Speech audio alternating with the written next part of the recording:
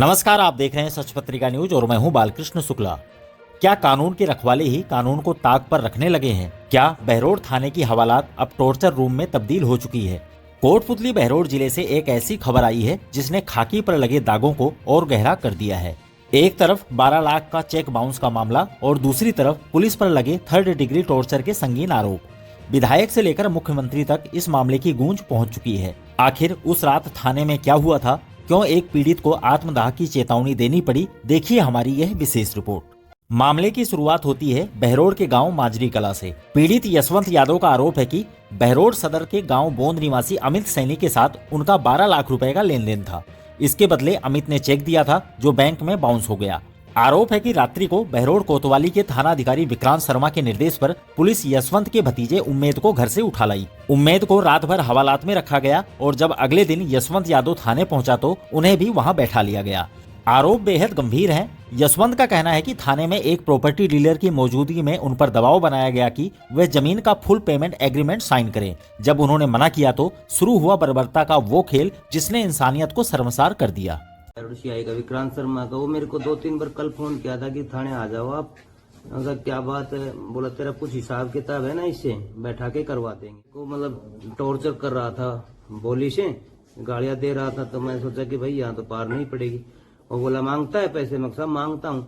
तो साहब मेरे कम से कम 20 से 25 उसने मेरे पैरों पे लठ मारे और बार बार यही कह रहा था साहब पैसे तो मांगता हूँ, ऐसे आप मुझे नटवा लो से। अमित सैनी को दिए थे भाई साहब। ये बरडोद का माड़ी है। मैं मंडे को एसपी साहब से मिलूंगा, डिप्टी साहब से मिलके आया हूँ।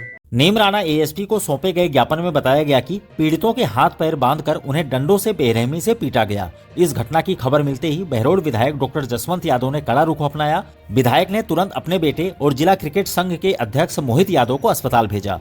विधायक जसवंत यादव ने सीधे तौर पर थानाधिकारी की कार्यशैली को पद का दुरुपयोग बताया है। उन्होंने एसपी को साफ कह दिया है कि अगर दोषियों पर कार्रवाई नहीं हुई तो वे डीजी और मुख्यमंत्री तक इस मामले को लेकर जाएंगे।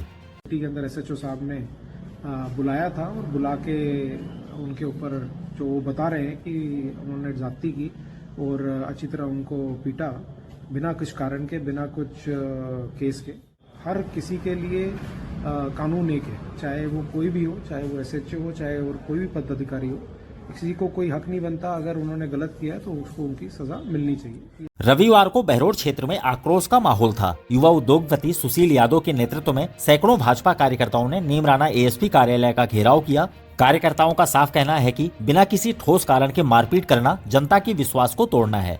यशवंत यादव ने प्रशासन को अल्टीमेटम दिया है कि 3 दिन के भीतर अगर एसएचओ विक्रांत शर्मा समेत अन्य पुलिस कर्मियों को सस्पेंड नहीं किया गया और उन पर एफआईआर दर्ज नहीं हुई तो वे आत्मदाह कर लेंगे।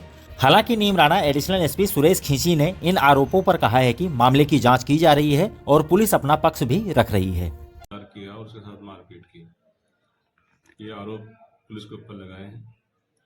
अब ये मैंने उनसे ज्ञापन लिया है और इस पे जांच करके जो भी विधि सम्मत कार्रवाई वो की जाएगी। यदि गलत हुआ है तो उसके खिलाफ कार्रवाई की जाए, इसने गलत की। इस मामले में बड़ा सवाल ये है कि क्या पुलिस किसी के प्रभाव में आकर समझौते के लिए मारपीट कर सकती है? क्या बहरोड पुलिस की यह कार्रवाई कानून के दायरे में थी या अधिकारों का खुला उल्लंघन है?